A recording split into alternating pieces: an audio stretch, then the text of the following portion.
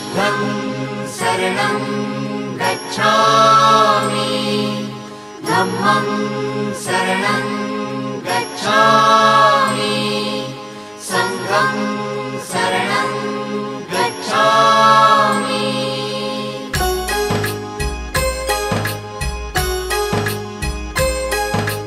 बुद्धं शरणं गच्छामि धम्मं शरणं गच्छामि संघं शरणं गच्छामि। त्याग मूर्ति तू शांत चित्त तू योग रूप संसारी दया प्रेम अन मानवतेचे प्रतीक तुझी ईश्वरी सिद्ध मूर्ति सिद्धार्थ गौतम सकलांचा स्वामी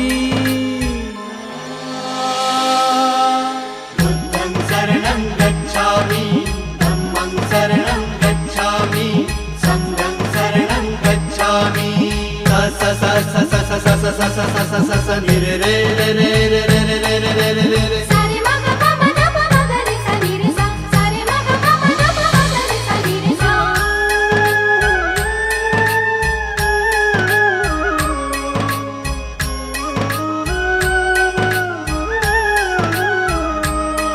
तव रूपाने ईश्वरी देणगी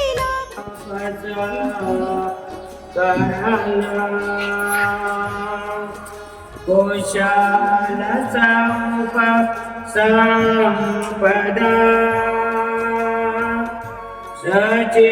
सचित परियुक्तपना ईशा बुद्धा नुशासनन्ति।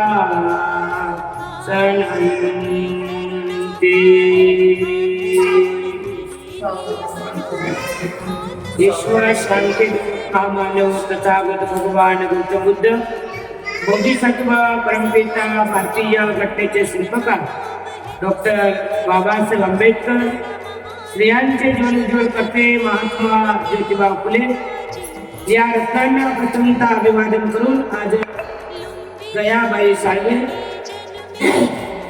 यांच्या 4 महाभूतांना आणि 5 उपादान स्कंदाला सुगती मिळण्यासाठी आज रतनकुमारजी साळवे अर्थात निळप्रतीक त्यांचा संपूर्ण परिवार इथे जमलेले सर्व उपासक उपासिका आमचे प्राध्यापक डॉक्टर भारतजी शिशांत गोंडाने सर सुरळकर परिवार आणि इथे असलेला जमलेला सर्व जो साळवे परिवारात प्रेम करणारा सर्व परिवार आपल्या सर्वांना मंगलकामना शुभकामना देतो। आजच्या दिवशी आईच्या 4 महाभूताला आणि 5 उपादान स्कंदाला सुगती मिळण्यासाठी निळे प्रतीकने आजचा हा पुण्यनवदाचा कार्यक्रम आयोजित केला। प्रियजनो, भगवान बुद्ध म्हणतात माता पितृ पठाण पुत्रदारस संगो अनाकुलाच कमंता एकां मंगल उत्तम। मी माझ्या आई वडिलांची सेवा करेन, मुलाबाळांचा सांभाळ करेन, हे माझ्या जीवनातलं उत्तम मंगल आहे अशी भगवान बुद्धाने 2800 वर्षापूर्वी ही गाथा आपल्याला सांगितली आहे। प्रियजनो, जी ढोबळ मनाची एक म्हण आहे, आई विना तिन्ही काळाचा राजा आई विना भिकारी, ही जी म्हण आहे ही सत्यता आहे। कारण आज आईला जाऊन 1 वर्ष होऊन गेले। निळे प्रतीक म्हणजे आमचे रतनकुमारजी साळवे, आम्ही त्यांना लाडाने निळे प्रतीक म्हणतो। आईच्या प्रती त्यांच्या मनात असलेली प्रेम आत्मीयता जी भावना आहे आईच्या प्रती ती अतिशय महत्वाची आहे। कारण आई गेल्यानंतर जी काय आपुलकी असते, आस्था असते, आत्मीयता असते ती मात्र आपल्याला दुसरं कोण देऊ शकत। आणि म्हणून प्रियजनो, आम्ही नेहमी मी माझ्या प्रवचनात नेहमी लोकांना सांगतो तिन्ही काळाचा राजा आई विना भिकारी। कारण ज्या ज्या लोकांना आई वडील आहेत काय म्हणतात जिवंत पण नाही गोडी आणि मेल्यावर बनवतो। आमच्या निळ्या प्रतीकने आईची खूप मोठी सेवा केली, एवढा मोठा माणूस परंतु 1 महिन्याची आई घाटीत होती। सकाळी आणि संध्याकाळी त्यांनी पेपर सोडला, त्यांनी सर्व सोडलं आणि आई मात्र थंब बसत होते। हे आम्ही आपल्या डोळ्याने बघितलं। खरं तर प्रियजनो, आई वडील जिवंत असतानाच आपण त्यांची सेवा केली पाहिजे, तोच आपल्याला मेवा मिळतो। आज जे आमची निळी प्रतीक आहे त्यांची जी वाहवा आहे महाराष्ट्रात म्हणजे संपूर्ण भारतामध्ये त्यांची जी नाव आहे, लौकिक आहे, त्यांना प्रतीक म्हणून संबोधतात. याचं कारण आहे की त्यांच्या आईचा आशीर्वाद आहे. प्रियजनो, आईच्या प्रेमासाठी मोठा आणि लहान ही भावना नसतेच. मुलगा कितीही मोठा झाला, त्याच्यासाठी त्याची मुलं जरी झाले तरी आईच्या मांडीवर मुलगा ठेवून मात्र जो इसावा भेटतो ते मात्र कुठे मिळत नाही. हा तेवढं सत्यता. कितीही मोठा मुलगा झाला तरी आई मात्र त्याची पप्पी घेते आणि त्याच्या अंगावर हात फिरवते. तो हात मात्र सोन्याचा दुसऱ्याने फिरवला तरी त्याची आपुलकी मिळत नाही. जेवढी आईची आपुलकी मिळते ती मात्र कोणाची आपुलकी मिळत नाही. आणि म्हणून आम्ही प्रत्येकाला म्हणतो की जोपर्यंत आई वडील आहे त्यांची जातीनं आपण सेवा केली पाहिजे, जातीनं आपण काळजी घेतली पाहिजे, जातीनं आपण लक्ष दिलं पाहिजे, जातीनं त्यांची सेवा केली पाहिजे आणि जातीने त्यांना आपण खाऊ घातलं पाहिजे. आज मात्र आमच्या लोकांची फॅशन आहे. आजचं हे पुण्यमधून आईचं जे पुण्यामधून प्रती करतात ही भावनेतून करतात, श्रद्धेतून करतात. कारण त्यांनी जिवंतपणे पण सेवा केली. जिवंत असताना 1 महिना आईची लगातार ते सेवा करत होते. म्हणजे 8-8 दिवस आंघोळीला सुद्धा घरी येत होते, रात्रंदिवस तिथे बसत होते. आमच्या साडीबाई सुद्धा तेवढ्याच आत्मीयता आणि प्रेमाने सासूची त्यांनी सेवा केली. अतिशय आत्मीयता प्रेमाने सेवा करून निसर्गाच्या नियमाप्रमाणे अनिच्छा संकारा उपाधमय मिळून उपजित्वा जयंती ते सांग उप समसुको. माणसाचं जीवन हे क्षणभंगूर आहे. आपला मृत्यू आणि जन्म, येणारा श्वास आणि येणारा श्वास आणि जाणारा श्वास, एवढंच अंतर फक्त मृत्यूचा आणि जीवन असते पाहिजे. आणि म्हणून भगवान बुद्ध म्हणतात अनिच्छा म्हणजे अनित्य, वत म्हणजे वाढणार आहे, संकार म्हणजे संस्कार. अनिच्छा वत संकार उपाधमय दम्य. उपाधमय उत्पन्न होतो आणि नसतो. उपाधमय दम्य उपजित्वा आणि जयंती, उत्पन्न होतो आणि नसतो. उदाहरणार्थ एखाद्या डोंगरावर टाकलेलं पाणी ते संपूर्ण पाणी डोंगराच्या खाली कोसळेल अशातला भाग नव्हे. काही पाणी थोड्या अंतरावर जाईल, काही पाणी त्याही थोड्या अंतरावर जाईल, काही पाणी डोंगराच्या खाली कोसळेल आणि काही पाणी डोंगरात. अनिच्छा मत संकारा उपाधमय धम्मिनो उपजित्वा निरुजन्ते ते सर्व समोसुते. भगवान बुद्ध म्हणतात हे 3.5 हाताची काया भाड्याचं घर आणि खाली कर. जशा पद्धतीने एखादा किराणा तुमच्या घरात असतो पण तो जास्त पाणी खर्च करत असेल, जास्ती वर्दळ असेल तर मालक म्हणते माझ्या घराचं रिनोव्हेशन करायचं आहे, माझ्या घराला कलर मारायचा आहे, माझा मुलगा 12वीला आहे म्हणून घर खाली करा. तशाच पद्धतीने माणसाचा हा 3.5 हाताची काया भाड्याचं घर आणि खाली कर. तसंच मृत्यूला मात्र छोट असं एक कारण पाहिजे. अटॅक आला, पोट फुगलं, बाथरूम होत नाही, ठसका लागला आणि गचकुचकी लागली आणि म्हणून मरण पावलं. मृत्यू स्वतःवरून देत नाही.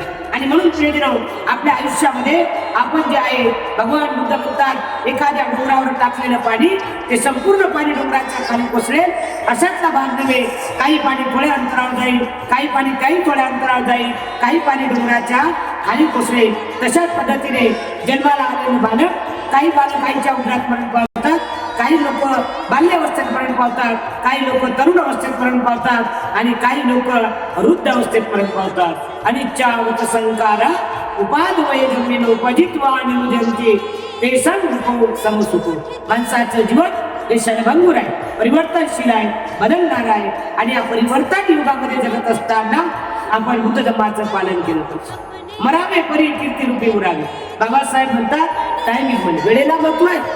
जो माणूस वेळेला महत्व देतो ते वेळ त्याला उत्तर देत असते. आपल्याला उत्तर मागण्याची गरज नाही.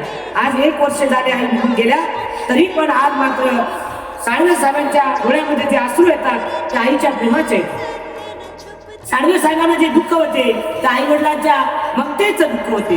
जे लोक आई वडिलांवर अतोनात प्रेम करतात, अतिशय आपल्यापेक्षाही आईवडील प्रेम करतात, याचं कारण की त्या आईने फार कष्टा काढलेलं होतं. काल मला साळवे साहेबांनी एक उदाहरण दिलं छोटंसं की आमच्या गावातून जात असताना जर एखाद्या पोळीचा वास आला तर ते सांगत होते, मी आईला सांगत होतो आई पोळीचा वास येते. आई म्हणली हो बाळा बुधवारी आपण निश्चित पोळ्या करू. ही जी परिस्थिती होती तेव्हा, आज तशी परिस्थिती नाही. आज निळेप्रती काही विकत घेऊ शकतात परंतु त्या ठिकाणी आई नाही याचं सुनं मात्र त्यांना वाटते, याचं दुःख मात्र त्यांना वाटते. हे तेवढंच सत्य आहे प्रियजनो. आणि म्हणून वेळ फार महत्वाचा आहे. म्हणून प्रत्येकाने आपल्या आईवडिलांची सेवा केली पाहिजे. प्रत्येकाने आपल्या आईवडिलांना डोनेशन द्यायचं आहे, वेळ द्यायचा आहे. आपल्या आयुष्यात आपण डोनेशन म्हणजे पैसा म्हणतो. पैसा म्हणजे पैशामध्ये डोनेशन नाही, देणं म्हणजे डोनेशन आहे आणि ते डोनेशन देणं हे आपल्या प्रत्येकाचं कर्तव्य. आजच्या जगामध्ये बरेचसे लोक, आम्ही काल परवा पुण्याला गेलो होतो, भला मोठा फोटो लावतात, भलं मोठं बुंदीपुरीचं जेवण देतात आणि मग शेजारची बाई म्हणते आईला बापाला लय मारत होता, म्हातारा निवडणुकीला उभा राहिला, अशा पद्धतीने सोळा करतात. पण तसं करू नका, मात्र तसं केलं नाही पाहिजे. आमचे निळे प्रतीक नाही, मात्र जातीने आईची सेवा केली, वडिलांची सेवा केली, कुटुंबाची सेवा केली, हे पुण्य कर्म मात्र त्यांच्या सोबत राहील. आज त्यांची मुलं सुद्धा त्यांची अतिशय सेवा करतात, प्रामाणिकपणे आई वडिलांसोबत राहतात, आई वडिलांची आतापासूनच आज्ञा पाळतात. हे केवळ आणि केवळ निळे प्रतीकने त्यांच्या आईची सेवा केल्यामुळे हे बेनिफिट त्यांना मिळालेलं आहे. आणि म्हणून प्रत्येकाने, जर तुम्हाला वाटत असेल की माझ्या मुलाने, माझ्या सुनेने, माझ्या कुटुंबाने माझा सन्मान केला पाहिजे, माझा सन्मानित वागला पाहिजे आणि माझी सेवा केली पाहिजे, त्यासाठी तुम्ही तुमच्या आई वडिलांची सेवा करणं अत्यंत गरजेचे आहे. भगवान बुद्ध म्हणतात, पूर्वी काळात म्हणत होती या हाताने केले त्या हाताला बरं लागते. आता तसं नाही, या हाताने केले की याच हाताला बरं लागते, दुसरा हात रिकामाच लागतोय. आणि म्हणून आपण प्रत्येकाने आपल्या जीवनामध्ये आपल्या आईवडिलांनी जे आपल्यासाठी सेवा केली, ज्या आईवडिलांनी आपल्यासाठी जे काही आपल्यासाठी कष्ट केले, त्याचं फळ मात्र आपण वयाच्या संध्याकाळी मात्र दिलं पाहिजे. प्रियजनो, आज बंगला, माडी, गाडी सर्व आहे, परंतु त्या बंगल्यामध्येच मुलं नाही, त्यामुळे आईवडील फार दुःखी आहे. आज औरंगाबाद शहरात नव्हे तर महाराष्ट्रात ही हकीकत आहे.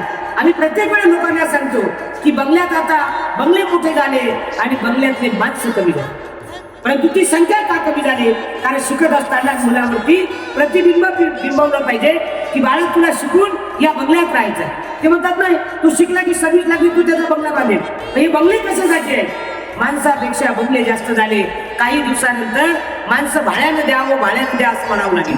माणसं भाड्याने मागावं लागतील, कारण एका बंगल्यामध्ये 2च माणसं, 2च मुडके आणि 4 बेडरूम आहेत म्हणतात, 5 रूम आहेत म्हणतात आणि 2च मुडके. 4 बेडरूम मध्ये ते 2 माणसं कशी झोपतील? लय वाईट परिस्थिती झाली ना. म्हणजे बंगले मोठे झाले, माणसं कमी झाले. याची परिस्थिती अशी आहे, पूर्वी पत्राच्या रूम होत्या आणि पाठ खाली काही लोक, पाठवर काही लोक, दारात काही लोक, एकमेकाला लाथा मारून लोक झोपायचे. ती परिस्थिती आज नाहीये. प्रत्येकाला सेपरेट बेडरूम झाली आणि शिक्षण झालं की ते बेडरूम खालीच पडू लागले. म्हणून त्यासाठी माणसं